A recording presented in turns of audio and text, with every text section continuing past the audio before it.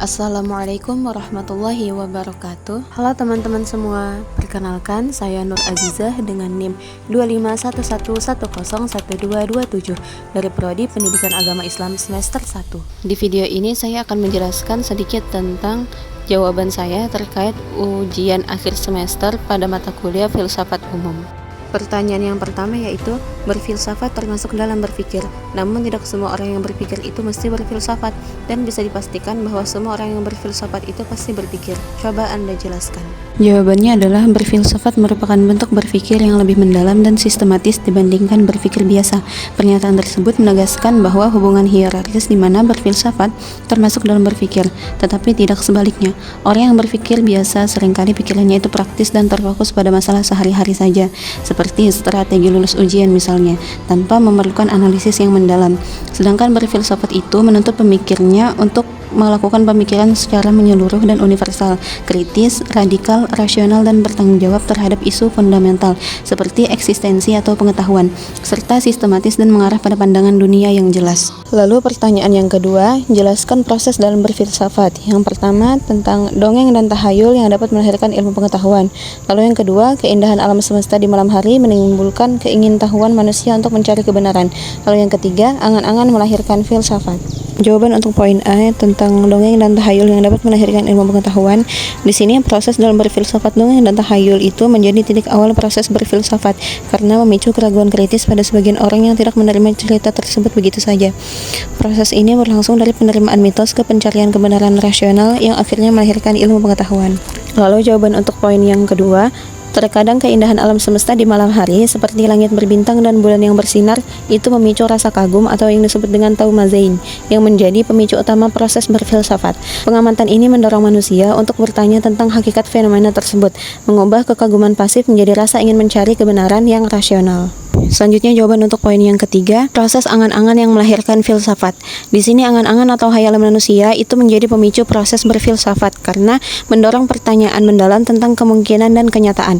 Proses ini mengubah imajinasi liar menjadi pemikiran rasional yang sistematis, di mana manusia sering membayangkan hal-hal di luar kenyataan sehari-hari seperti dunia ideal atau keabadian. Sehingga hayalan ini memicu rasa ingin tahu dan mirip kekaguman terhadap alam serta membuat orang bertanya-tanya. Lanjut pertanyaan ketiga, berdasarkan sejarah, konsep berpikir dalam berfilsafat mengalami perubahan. Coba Anda jelaskan. Yang pertama, periodisasi filsafat Yunani beserta tokoh dan pemikirannya. Yang kedua, sebutkan dan jelaskan filosof-filosof besar Islam. Yang ketiga, pentingnya ilmu berdasarkan Al-Quran. Yang keempat, konsep sekularisme Barat dan konsep filsafat Islam. Jawaban nomor 3 untuk poin yang pertama, di sini filsafat Yunani mengalami periodisasi berdasarkan perubahan konsep berpikir dari mitos ke rasionalitas dan mencapai puncaknya di era klasik. Periodisasi ini mencerminkan evolusi dari filsafat alam ke etika dan metafisika, lalu terbagi kepada 3 periode. Periode yang pertama yaitu periode Prasokrates, di mana di periode ini filsuf-filsuf berfokus pada hakikat alam semesta dan mengganti mitos dengan penjelasan rasional. Lalu yang kedua ada periode klasik. Di periode ini pemikiran mulai bergeser ke manusia, etika, dan negara, seperti Aristoteles yang membangun logika, metafisika, dan ilmu empiris sebagai murid Plato. Lalu yang ketiga, periode Helenistik. Di periode ini filsafat menekankan kebahagiaan pribadi di tengah kekacauan politik. Lalu jawaban untuk poin yang kedua tentang filosof-filosof besar Islam. Yang pertama ada Al-Kindi yang merupakan pengarang dan pemikir orisinal. Ia menulis banyak karya dalam berbagai bidang ilmu, dan ia juga yang pertama kali berusaha menyesuaikan filsafat Yunani dengan ajaran Islam, sehingga lahirlah konsep filsafat yang berakar pada tauhid dan rasionalitas. Selanjutnya ada tokoh Al-Farabi. Ia dianggap sebagai penerus pemikiran logika dan filsafat Yunani di dunia Islam. Ia juga menguasai banyak bahasa, bahkan disebut memahami hingga 70 bahasa. Di Baghdad, ia turut berperan sebagai penghubung antara tradisi filsafat Yunani, khususnya dari sekolah Alexandria dengan dunia Islam. Kemudian ada Ibnu Sina. Ia mempunyai keilmuan yang luar biasa pada bidang medis dan sejak kecil sudah menunjukkan kecerdasannya pada ilmu kedokteran. Ia juga ikut andil dalam pemerintahan dan aktif dalam menulis serta berkarya. Lalu ada Al-Ghazali. Ialah yang menciptakan sebuah karya monumental yaitu Ihya Ulumuddin yang menjadi perpaduan antara fikih, tasawuf, dan filsafat.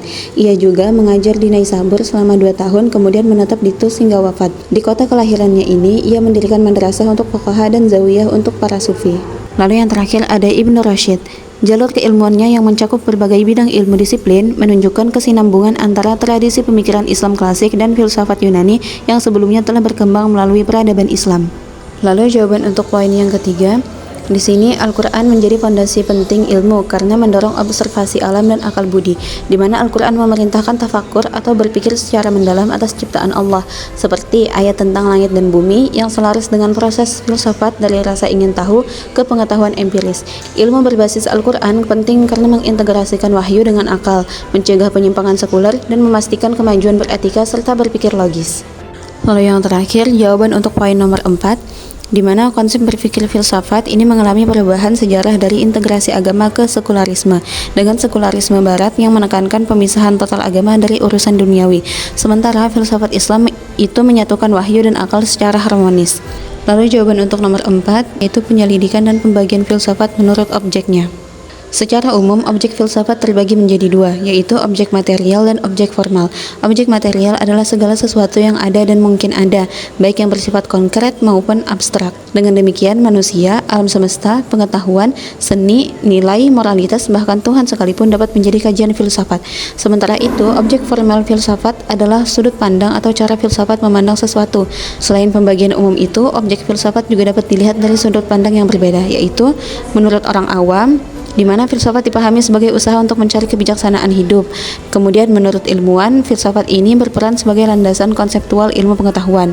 Lalu yang terakhir menurut filsuf, di mana filsafat ini adalah usaha menyeluruh untuk memahami hakikat realitas, pengetahuan, dan nilai. Kemudian pertanyaan yang terakhir, bagaimana peran filsafat dalam membentuk rangka berpikir sebelum seorang individu melakukan suatu tindakan? Jawabannya, filsafat ini membentuk rangka berpikir individu sebelum bertindak dengan melatih analisis kritis, evaluasi nilai, dan pertimbangan etis, yang mana sesuai dengan norma dan nilai-nilai norma yang berlaku. Proses ini mencegah tindakan impulsif atau bertindak dan bereaksi secara spontan melalui refleksi mendalam terhadap pengetahuan, moral, dan konsekuensi. Sebelum tindakan, filsafat moral menimbang benar salah, seperti apakah pilihan ini selaras dengan kebaikan umum atau prinsip pribadi, yang mana ini menciptakan kerangka etis yang koheren atau serasi dan memandu dari hedonisme, fokus pada kesenangan individu, hingga utilitarisme, fokus pada kebahagiaan banyak orang.